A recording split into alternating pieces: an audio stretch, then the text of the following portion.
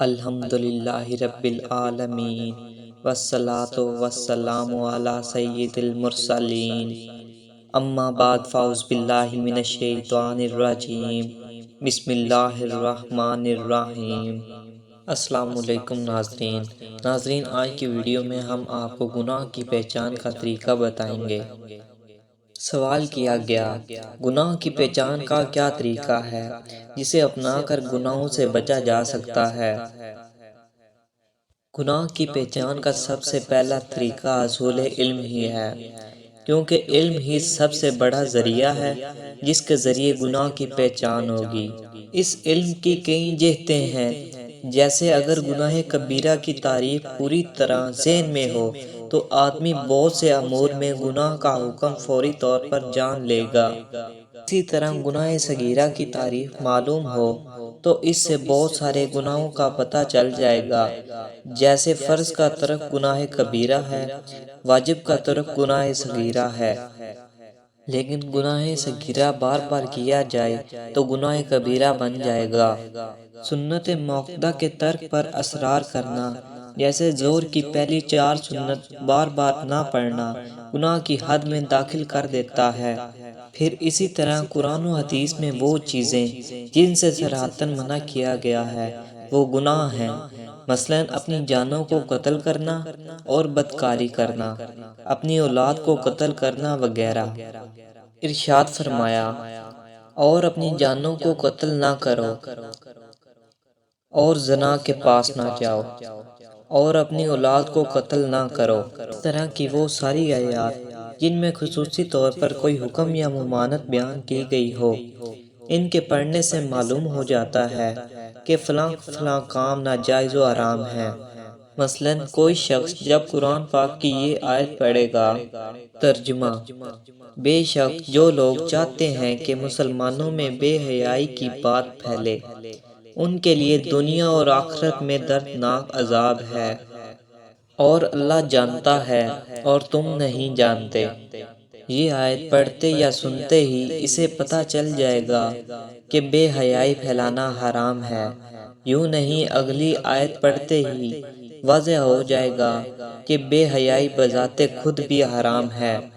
فرمایا، ترجمہ: اور اللہ بے حیائی اور ہر بری بات اور ظلم سے منع فرماتا ہے۔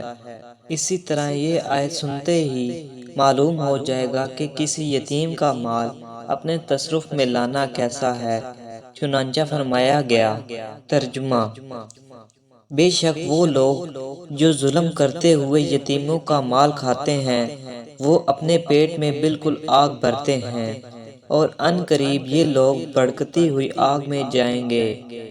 معلوم ہوا کہ گناہوں کی پہچان کے لیے علم ہونا ضروری ہے۔ لہٰذا علم میں اضافے کے لیے کلام پاک اور احادیث پڑھنا، سمجھنا نیز دینی کتابیں پڑھنا نہایت اہم اور مفید ہے۔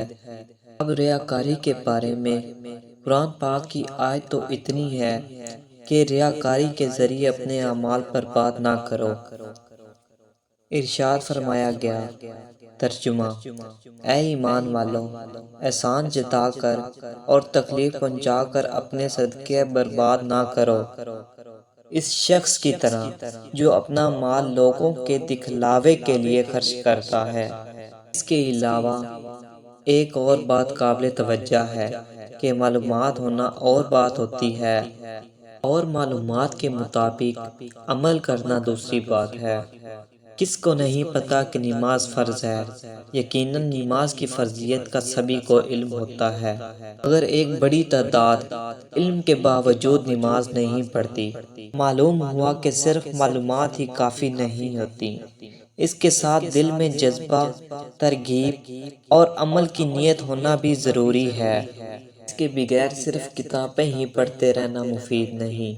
ایسے لوگ دیکھے جاتے ہیں جنہوں نے حدیث کی 6 کتب پڑھی ہوتی ہیں، لیکن اس کے باوجود نماز کا کوئی جذبہ نہیں پایا جاتا، یا دیگر نیک اعمال کی طرف کوئی توجہ نہیں ہوتی، یا دیگر اعمال میں کمی کوتاہی موجود ہوتی ہے۔ لہٰذا علم کے ساتھ عمل بھی ہونا چاہیے، اور عمل کے لیے دل میں ترغیب و ترہیب کی موجودگی نہایت مفید ہے۔ اور ان دونوں کے حصول کے دو طریقے ہیں۔ پہلا طریقہ تو یہ ہے کہ صرف احکام ہی نہ پڑھے جائیں، بلکہ اس عمل کے فضائل اور وعید بھی پڑھیں، یعنی نیک عمل کی فضیلت، اور عمل بد یعنی گناہ کی وعید پڑھیں۔ اس کی برکت سے دل پر چوٹ لگتی ہے اور وہ عمل کی طرف مائل ہوتا ہے۔ دوسرا طریقہ تو یہ ہے کہ اچھی صحبت اختیار کی جائے۔ اچھی صحبت دل میں عمل کا جذبہ پیدا کرتی ہے۔